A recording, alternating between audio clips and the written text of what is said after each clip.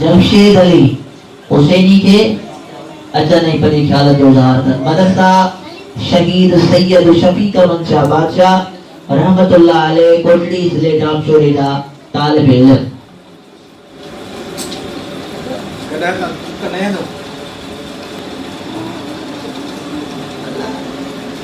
अल्हम्दुलिल्लाह रब्बिल आलमीन वस्सलातु वस्सलामु अला सय्यदिल अंबिया वल मुरसलीन अम्मा बअद फअऊज़ु बिल्लाहि मिनश शैतानिर रजीम बिस्मिल्लाहिर रहमानिर रहीम वइन तुअद्दू निअमतल्लाहि ला तुहसूहा सदक़ल्लाहुल अलियुल अज़ीम इन्नल्लाहा व मलाइकतहु युसल्लूना अलन नबी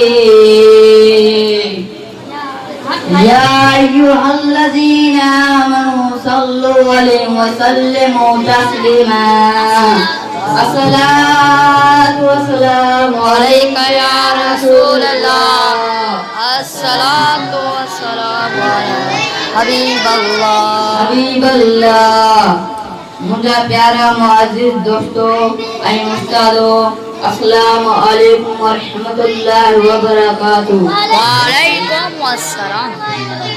दुआ है अल्लाह तबारक व तआला मूंखे सही तरह सां बयान करण जी तौफ़ीक़ अता फरमाए ऐं तव्हांखे ऐं मूंखे हिन ते अमल करण जी तौफ़ीक़ अता फरमाए आमीन।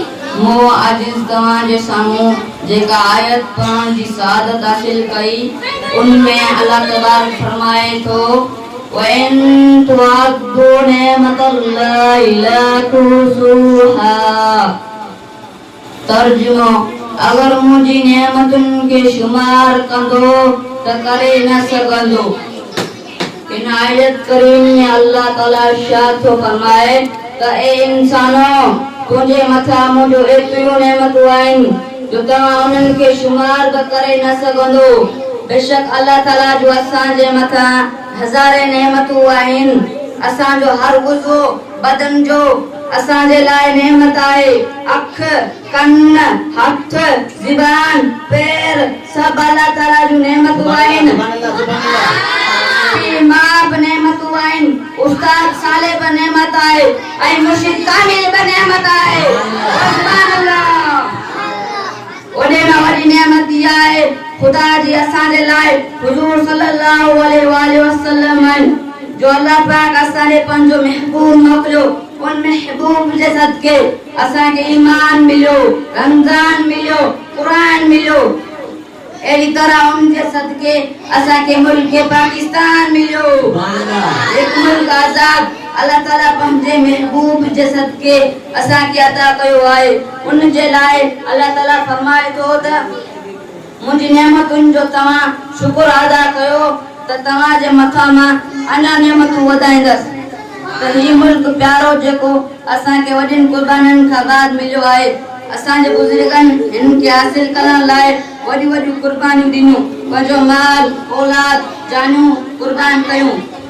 हीउ प्यारो मुल्क जंहिं शइ लाइ हासिल कयो वियो उहो मक़सदु सिर्फ़ु उहो त हिते ख़ुदा जी ख़ालिस इबादत कई वञे ऐं उनजो दीन हिन मुल्क लाइ नाफ़िज़ कयो वञे ऐं वक़्तु उहो नारो लॻायो वञे पाकिस्तान जो मतलब छा ला इलाहा इल्लल्लाह। ये मुल्क असांजे लाइ अल्लाह ताला जी वॾी नेमत आहे ऐं उन नेमत जो असांखे क़दुरु करणु खपे। दीन इस्लाम जी शाद ऐं क़ुर जी तालीम असांखे आम कयो।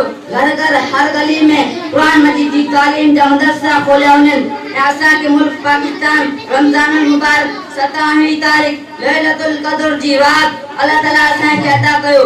उनजे लाइ वो मुसलमानो तव्हांखे मुल्क आज़ाद उन रात में मिलो उन लाइ मिलो त तव्हां क़ुर मजीद ते अमल कयो उन जी तिलावत ऐं उन जो तर्जुमो मफ़हूम पाण बि पढ़ो ऐं ॿियनि खे बि पढ़ायो ऐं अल्लाह ताला दीन जी बुलंदी लाइ पूरी दुनिया में कोशिश करो, लेकिन असीं मुसलमान पंहिंजी बुज़ुर्गनि जी महिनत, मुजाहिदनि जी कावशनि ऐं आलिमनि जी शहादतनि खे विसारे वेठा आहियूं।